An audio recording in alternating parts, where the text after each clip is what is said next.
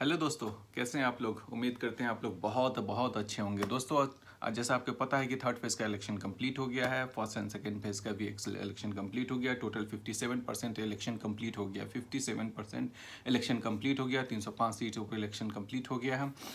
लेकिन आज हम लोग बात करेंगे थर्ड फेज़ के इलेक्शन के बारे में कि थर्ड फेज़ के इलेक्शन के बाद ये चुनाव किस वे में जा रहा है, किस डायरेक्शन में जा रहा है, ये समझने की कोशिश करेंगे। इस डायरेक्शन से हम लोग देखने की कोशिश करेंगे क्या कि थर्ड फेज के इलेक्शन में जो वोटिंग परसेंटेज डाउन हुई है उसके एनालिसिस क्या कहता है। उससे पहले प्लीज़ हमारे इस चैनल को सब्सक्राइब कर लीजिए। अगर अच्छा लगे तो ज़रूर लाइक कर दीजिएगा, और कोई क्वेश्चंस हो या आपके ओपिनियंस हो तो ज़रूर कमेंट सेक्शन में बताइएगा। मैं 2019 के इलेक्शन को लेकर के वीडियो बनाता रहता हूँ और अपना एनालिसिस और आप लोगों का ओपिनियन लेता रहता हूँ।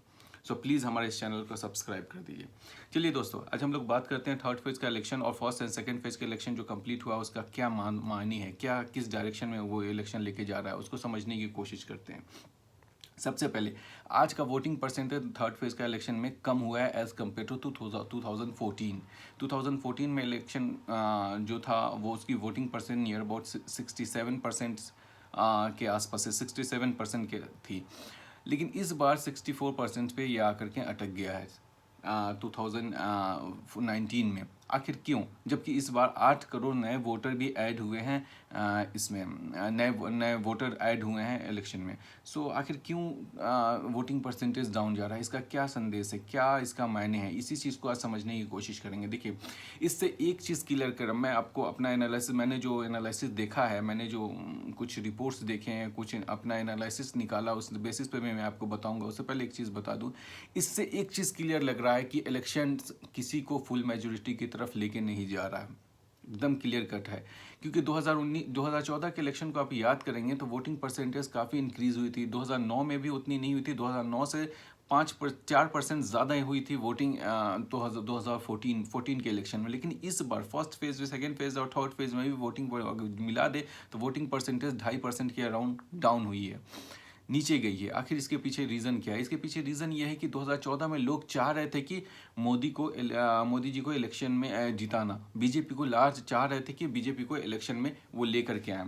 इस वजह से वोटिंग परसेंटेज काफ़ी इंक्रीज हुई थी। लेकिन इस बार 2019 में इलेक्शन में ऐसा लग रहा है कि ये किसी को भी फुल मेजोरिटी नहीं देगी, क्योंकि वोटिंग परसेंटेज काफ़ी डाउन है।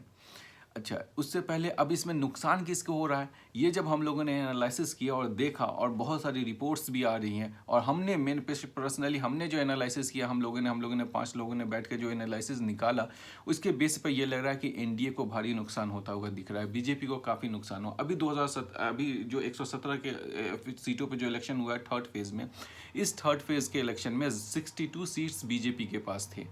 अब वोटिंग परसेंटेज डाउन होने का मतलब है कि कहीं ना कहीं बीजेपी को से प्रॉब्लम है।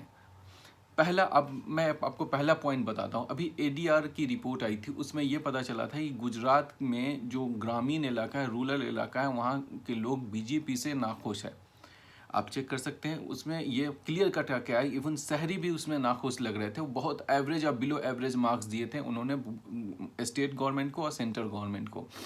तो इससे एक चीज़ तो लग रही है कि गुजरात की जो 26 सीट्स जो पिछले बार 2014 के इलेक्शन में मोदी वेव की वजह से या बीजेपी ने पूरी क्लीन स्वीप की थी, वैसा गुजरात में नहीं होने जा रहा है। गुजरात में इस बार कांग्रेस भी सीट्स लेके आएगी। कुछ एनालिसिस कह रहे हैं कि गुजरात में कांग्रेस 12 से 15 सीट्स के बीच में लेकर के आएगी।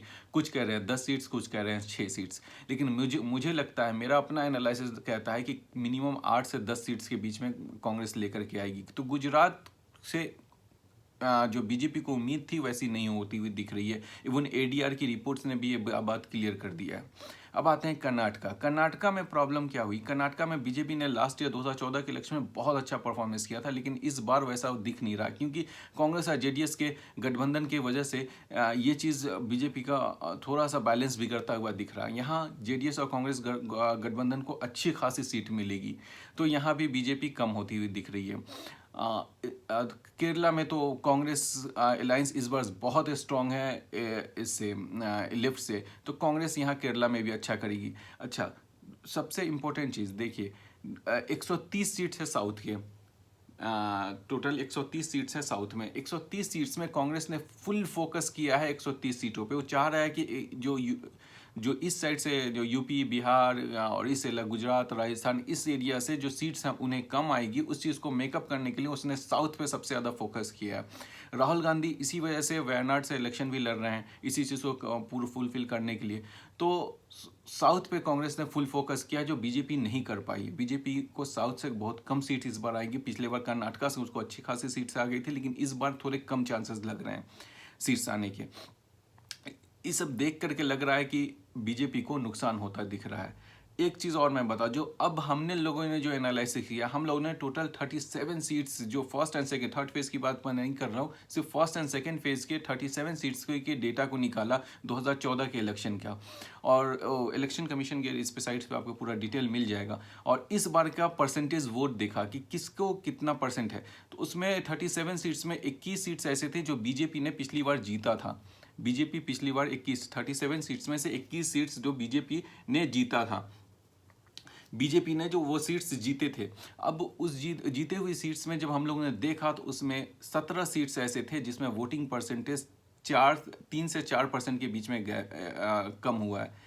कहीं 3%, कहीं 4%, इस तरह गया, कहीं कहीं पे तो 5% का भी गया, लेकिन ऑन एवरेज अगर देखा जाए तो 3 से 4% के बीच में वोटिंग परसेंटेज डाउन हुए। जो वो सीट्स जहाँ पे बीजेपी का सिटिंग एमएलए था, यानी 21 सीट्स ऐसे, तो उसमें से 17 सीट्स ऐसे, बाद बाकी रिमेनिंग जो 4 सीट्स हैं वहाँ वोटिंग परसेंट पॉइंट में बढ़ा है, इंक्रीज हुआ है, पॉइंट में कुछ इंक्रीमेंट हुआ है। लेकिन 17 सीट्स ऐसे हैं जहाँ बीजेपी का वोटिंग परसेंटेज डाउन हुआ है। रिमेनिंग जो सीट्स है 37 सीट्स में, उसमें से 16 जो सीट्स है उसमें वोटिंग परसेंटेज उस लेवल से नहीं घटा है। 1% या फिर 0.5% इंक्रीमेंट भी है, 1% इंक्रीमेंट भी है, 1% इंक्रीज भी हुआ है, इस टाइप से वहाँ वोटिंग परसेंट। लेकिन जो 21 ऐसे सीट्स हैं जो हम लोगों ने, जिसमें बीजेपी का 2014 में सिटिंग एमएलए था, एमपी थे, उसमें से जब हम लोगों ने एनालिसिस किया तो 37 सीट्स, दिस वन 17 सीट्स ऐसे हैं जिस पे बीजेपी के वोट परसेंटेज डाउन हुआ है। इससे क्लियर लग रहा है कि एंटी इनकम्बेंसी हावी है बीजेपी के तरफ, और वोटिंग परसेंटेज इसी वजह से डाउन है। बीजेपी के जो सपोर्टर्स हैं या तो उन्होंने बीजेपी को वोट नहीं किया है या फिर वो स्विच कर गए हैं दूसरी तरफ, या वो घर से निकलना नहीं चाहे, उन्होंने बीजेपी को वोट करना नहीं चाहा, इस वजह से वोटिंग परसेंटेज डाउन है। 2014 के इलेक्शन को आप याद करिएगा, 2014 के इलेक्शन में जो वेव था, जो लग रहा था कि वॉक ओवर, एक सिंगल हैंडेड वॉक ओवर मिलता हुआ जा रहा है, पोजीशन बिल्कुल नील की तरफ जा रहा था, वो क्लियर दिख रहा था। लेकिन इस बार वैसा कुछ नहीं दिख रहा है। ये इंडिकेट कर रहा है कि यूपीए स्ट्रांग होती हुई जा रही है, एनडीए थोड़ी डाउन हो रही है, और ये हंग पार्लियामेंट की तरफ लेके जा रहा है इस पूरे इलेक्शंस को। ये था हमारा एक छोटा सा analysis third phase, first phase और सेकेंड फेज के बारे में। आपको क्या लगता है ज़रूर कमेंट सेक्शन में बताइएगा, और कितने % चांस है बीजेपी के या एनडीए के या यूपीए के, कांग्रेस के, वो ज़रूर कमेंट सेक्शन में बताइएगा। और हमारा चैनल अगर हमारा वीडियो अच्छा लगा तो प्लीज़ ज़रूर लाइक कर लीजिएगा, और प्लीज़ हमारे चैनल को सब्सक्राइब कर लिए, देखते रहिए हमारा चैनल। Thank you.